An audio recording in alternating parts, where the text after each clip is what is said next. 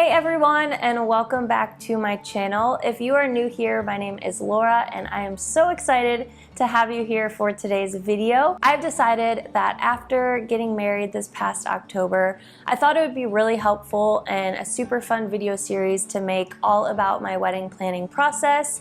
I'm gonna do kind of a big overview today on some of my biggest tips for starting out your wedding planning process. So whether you're a current bride or you're gonna be getting engaged at some point in the future, I'm thinking this video will be super helpful for you. So make sure to click the subscribe button because I'm gonna be making a series, like I said, so I'll go more in depth on topics that I feel could use kind of their own video. And then if there's any other topics or things that you want me to cover, go ahead and leave them in the comments down below because I would love to help you guys out in this process. I figured that I would wait till after I got married, that way I could kind of look back and reflect on my process, things that worked for me, things that didn't, companies that I worked with, websites that I used, and everything in between. So if this is something that interests you, please go ahead and give the video a thumbs up. That way we can get to other brides and other girls in the world, and we can just make this a really fun little series here on my channel. So really what I'm gonna go over today is everything that I did to plan the wedding. So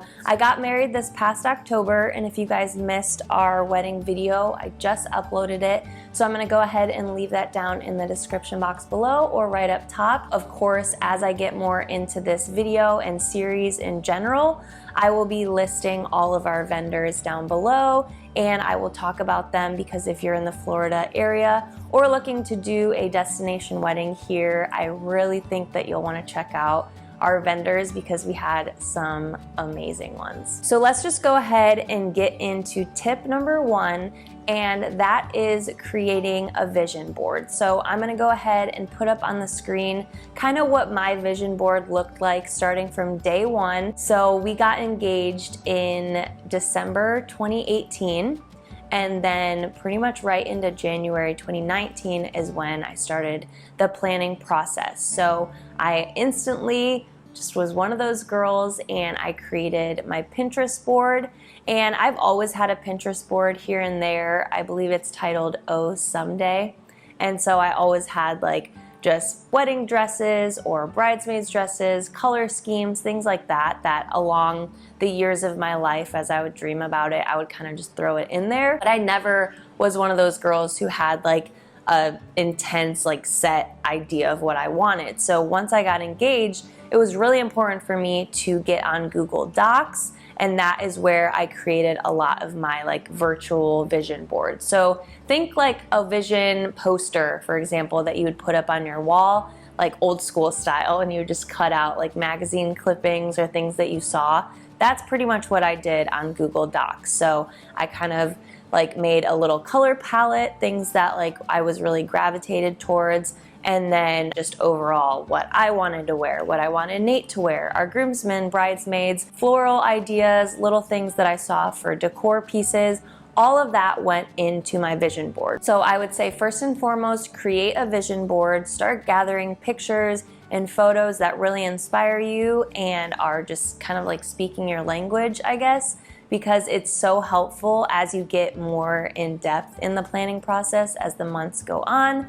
It'll really help you narrow down specifically what you don't like. You can look at it, check things off, and make sure that your vision is coming to life. So tip number two is definitely kind of stating the obvious, but it would be finding your venue. So this is huge and very important, and I feel like people don't always realize this going into wedding planning. They kind of get engaged and then they get a little bit ahead of themselves, and that's where I learned it was most important to just go ahead and narrow down what type of venue I wanted. So I already knew that I did not want a beach wedding, just wasn't my style. I knew I didn't want like a hotel kind of like banquet style because I'm very much into like greenery and natural and bright and airy. So I knew I really wanted to have an outdoor wedding. Finding your venue is important. It's gonna help you narrow down your style once again. So when you have a vision board and then you move into searching for venues, it can kind of all start to come together that way. I'm not adding budget into this only because yes, a budget is so important. important,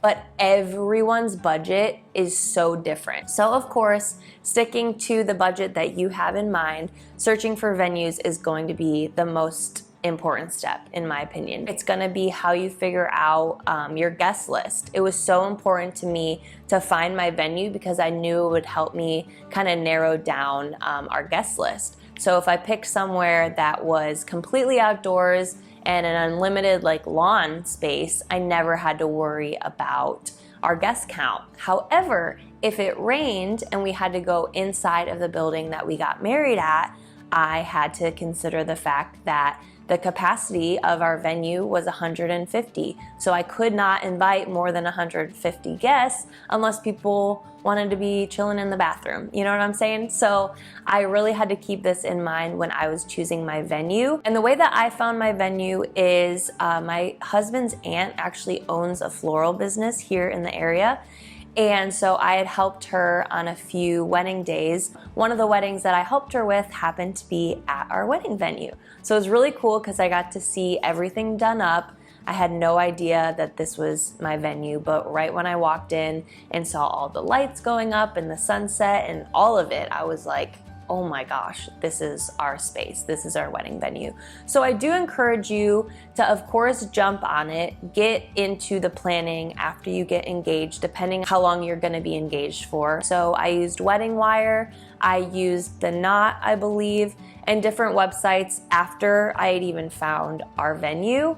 I didn't know for sure if that was gonna be it, so I kept going on the search and just narrowing things down. So something else I would say is super important as well is deciding whether or not you want to have a wedding planner. So initially, I actually didn't think that I wanted to have a wedding planner other than a day of coordinator. So the difference between that is a wedding planner is gonna come in, let's say at the start of your engagement.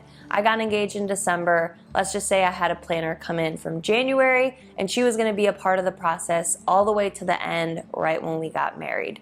Or a day of coordinator really is just someone that has nothing to do with the planning. They have no say on the decor, meetings, food, anything like that, and they only come to help you with the day of coordination. So maybe they'll come to your rehearsal dinner and help you and your guests and bridal party walk through the whole plan of the wedding day. And then come your actual wedding day, they'll be there really just helping people move and keep the flow of the day going smooth. So for me, I felt very lucky because my husband's family is pretty much all intertwined in the Southwest Florida wedding industry. So really with their connections and then with me being in the wedding industry as a photographer, I had a lot of connections already, and it was pretty cool once I started my process, the different vendors and people that came to the surface to help us out for our big day. Initially, like I said, I didn't know that I wanted a wedding planner, but after talking to a family friend and someone in the industry as a planner, we agreed to having her come on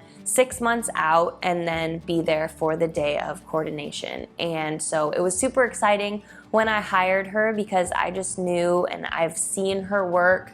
I know how amazing she is with her creative eye and the ideas she has, the resources she has. So I knew once it was 6 months from our wedding day, she could really come in and take any ideas and things that I had in my visions and bring them completely to life. So that is completely up to you, again, and your budget if you want to move forward with having a wedding planner. And once we found our venue, that's really when things began to roll. So we were able to then lock in our wedding DJ. We were able to find our wedding photographer. Our specific venue had a lot of regulations centered around the food caterers. So we were only allowed to choose from 3 caterers specific to that venue. Again, it's gonna be different for you. Let's say you're choosing like a backyard type of wedding. You have a lot more flexibility as far as like getting caterers from restaurants, local restaurants maybe, having your family prepare the food in like a backyard barbecue style. And then if you're at a hotel, maybe the only caterer that you can use is that hotel's food and beverage company, if that makes sense. So it really just helps you, again, narrow things down. Once you find your venue, it'll really get the ball rolling from there. So I would say my biggest tip to brides or grooms out there, whoever's watching, as far as your vendors go, is really be mindful of all of the different reviews, styles of work, things like that. It's really, really important to look into this before making your final decision. So it's okay to make comparisons. It's okay to ask a ton of questions because you're dropping such a large amount usually on some of these key vendors. So your photographers, for example, I will be biased and say that is probably one of the biggest investments and most important investments that you make. So we were really mindful about who we hired for our photographers and our videographer. It was just so important to us to have, like, those are all my wedding photos. And it was huge for us to find the right person to fit that role. And we really wanted to make sure that they are credible, they have great work across the board, that every bride and groom that has worked with them in the past leaves a good review and has had a good experience with them. For us, we were so lucky because our photographers actually go to our church and, again, are close family friends with Nate, my husband's family. They photographed my brother and sister-in-law's wedding, so it's kind of like we already knew them, we've already been around them, and it was a no-brainer almost when we were going to hire them because we just had heard such great things about them. We've seen their full wedding albums, and I'm just so in love with their work. I'll insert a few of our wedding photos up here if you haven't seen them, but I'm just like, I was blown away when I got that album. I was just like, couldn't even handle it. You want your day to be seamless, and of course it's never going to be perfect, but if you can kind of align yourself with people that are like you and just happy and joyful and kind, it's really going to show on your day and be a little bit more seamless when you create a team of people that are all really cool and jive well together, and that's what Nate and I really tried to make happen. So I would say what helped me next in the process, and this is probably now like June, was making lists. If you guys are list makers, you already understand me, but if you're not, I would really encourage you, at least through the wedding planning process, to get better at making lists and finding a little bit more order, because it's really going to help you when you are checking things off and creating a timeline. It's going to help you so much. So I just used like Google Sheets or Google Docs once again, or even just tangible pieces of paper, and I would physically write down everything that I needed for our wedding day. So make lists. It's so important to just really break down, okay, I need to have my invitations ordered and sent out by this time. I need to have my caterer decisions for my meals by this date. You need to have a list to stay organized. Otherwise, it's going to get away from you, and the wedding day will approach and you'll be like, oh my gosh, I have a million things to do. I forgot 80% of them, so now what am I supposed to do? Make lists, it'll make your life a whole lot easier. Next up is just being aware of how many emails you are going to get during this time. And I've heard brides recommend making like your own separate email address just associated with your wedding, so that way when it's over, you don't have things in spam and all of that coming to like your work email or your normal like day-to-day primary email. I never did that. Kind of regret it, but kind of don't. It's fine. Like the emails obviously stopped after our wedding day. I have Gmail, so I had like little tabs on the left-hand side where I could create like wedding vendors. It's like a little section. So any email I got from a wedding vendor, I could just drag right into there. And then the next one was like wedding or like contracts. So anytime I got a contract from a vendor or a payment that I needed to make, I would go ahead and drag that in there. You don't realize how many contracts and emails are going to come through back and forth with all of your vendors, and it really can get overwhelming if you don't have a plan in place. So I definitely recommend doing something like that because it'll just save your life. So the next tip that I wrote down was communicate. So definitely be sure to communicate, if not over communicate, with everyone involved in your wedding day. So if you have a planner, communicate with them. If they're showing you things that you absolutely do not like, don't be afraid to say no. I learned this the hard way in certain portions of my wedding planning process. I don't know, I guess there was just moments where I loved something, but my planner didn't necessarily agree, and vice versa. And I had a little bit of a hard time being super clear and definitive at times. So my advice to you guys would be, it's your wedding day, and you're not being a bridezilla if you're being respectful and kind when you're speaking to someone, but there's nothing wrong with just saying, no, I don't like that, or I don't love it, I think I'm gonna go in this direction. And that was like probably the number one advice between my planner and I that I would have looking back on. So I do have a story in regards to our wedding DJ that I do think I'm going to save for another video.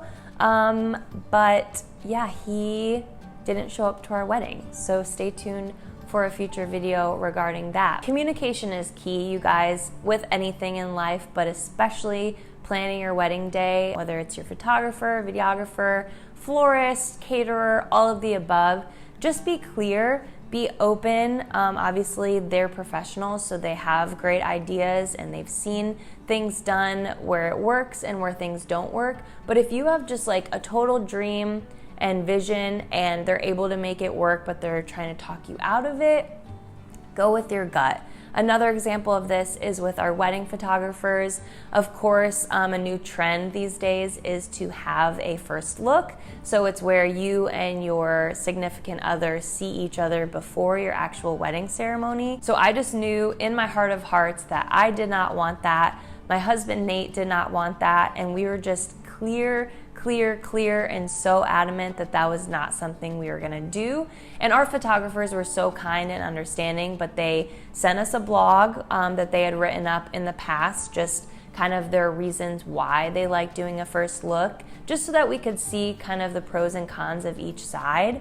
And still, I stayed firm. I just explained, like, this is what we want. We really just don't want to see each other before the ceremony, so we opted to do what's called a first touch. They positioned Nate and then walked me out, and I was able to just grab his hand. And of course, it calms your nerves so much when you can just kind of be there present with your significant other before such a big monumental moment in your relationship. But he just kind of said a prayer over us, and then they walked me back to my room. So that was super special, and there's a million different ways that you can do it to make sure that it's exactly what you and your spouse want.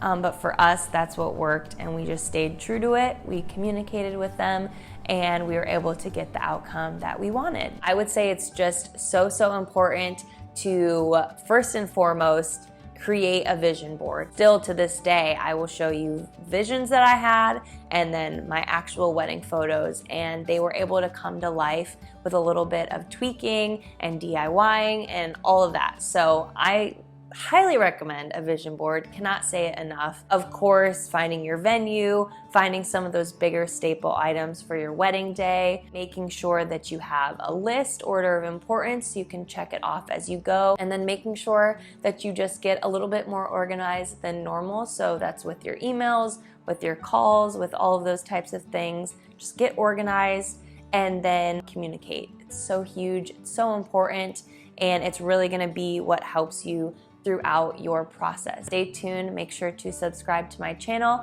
because I am going to be creating a wedding series, like I said, and I'm so excited to do so. So thank you guys so much for watching. I hope you have a great day or night, whatever it may be for you, and I will see you in my next video. Bye guys.